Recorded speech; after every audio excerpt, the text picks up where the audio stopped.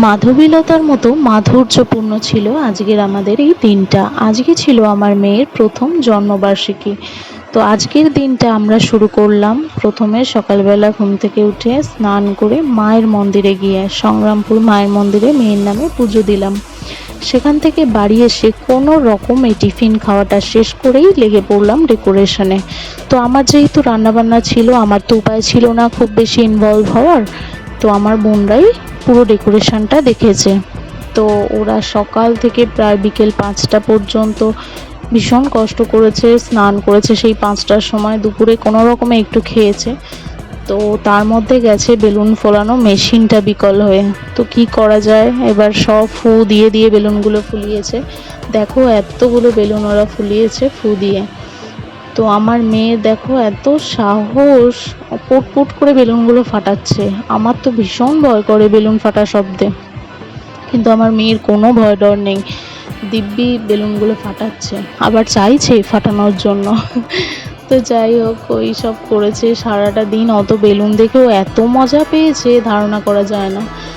তো এই যে ডেকোরেট হচ্ছে, তারপরে ফটো ডেকোরেট হয়েছে। তো তারপরে ওরা নিজের হাতে বানিয়েছে আমার মেয়ের জন্য একটা ক্রাউন।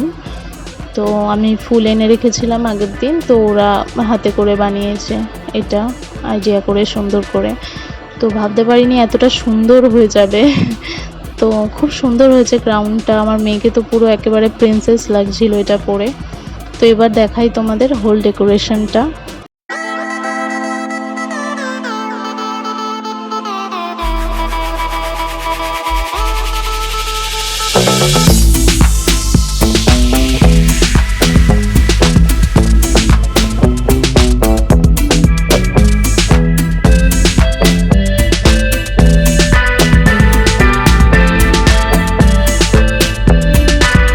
কেক কাটার আগে আমাদের একটু ফটো সেশন হয়ে গেল। তো আমার মেয়ে ছিল আজকের মধ্যমণি, তো ওকে ঘিরে আমরা সব ফটো তুললাম। তো বরের সাথে কিছু ফটো তুললাম, আর তারপরে গার্লস গ্যাং একসাথে ফটো তোলা হলো। সেখানে আবার আমার বর ছিল ফটোগ্রাফার। তো আমার মেয়ে তো ওই ক্রাউনটা মাথায় রাখতেই চাইছিল না, প্রথমে পড়ালেই খুলে ফেলে দিচ্ছিল। তারপর সবাই যখন হ্যাপি বার্থডে উইশ করলো তখনও ভুলে গেল ক্রাউনের কথা। তো লাকিলি ও পুরো অনুষ্ঠানটা মাথায় রেখেছিল, অন্তত কেক তো কাটতে দিয়েছে মাথায় রেখে, এটাই অনেক। এখন তো মেয়ে কিছুই বোঝে না, কিন্তু আশা করা যায় যখন ও বুঝবে, বড় হবে, সব দেখবে, তখনও খুব আনন্দ পাবে এইসব মেমোরিজগুলো দেখে। এই যে আমরা ফটো তুলছি সব গার্লস গ্যাং একসাথে, বর তুলছে ফটো, ফটোগ্রাফারের মতো বেশ নানান অ্যাঙ্গেল থেকে ফটোগুলো তুলেছে, বেশ ভালো লাগছিল। আর এইটা আমার মেয়ের পিসি ওকে আংটি গিফট করেছে, তো সেইটাই পরানো হচ্ছিল। এবারে তো কেক কাটা হবে। সব উপলক্ষ আমার মেয়ের, কিন্তু হলে কি হবে, সব তো আমরাই করেছি। আমি ফু দিয়ে মোমবাতি নেভালাম, আমরাই একসাথে ধরে কেক কাটলাম। কেকটা ছিল ব্ল্যাক ফরেস্ট, দারুণ টেস্টি, সবার খুব পছন্দ হয়েছে। আসল অ্যাট্রাকশন ছিল আমাদের ডান্স।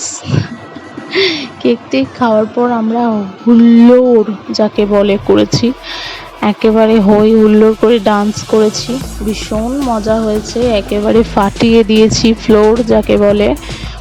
তো গানটা ছিল লুঙ্গি ড্যান্স।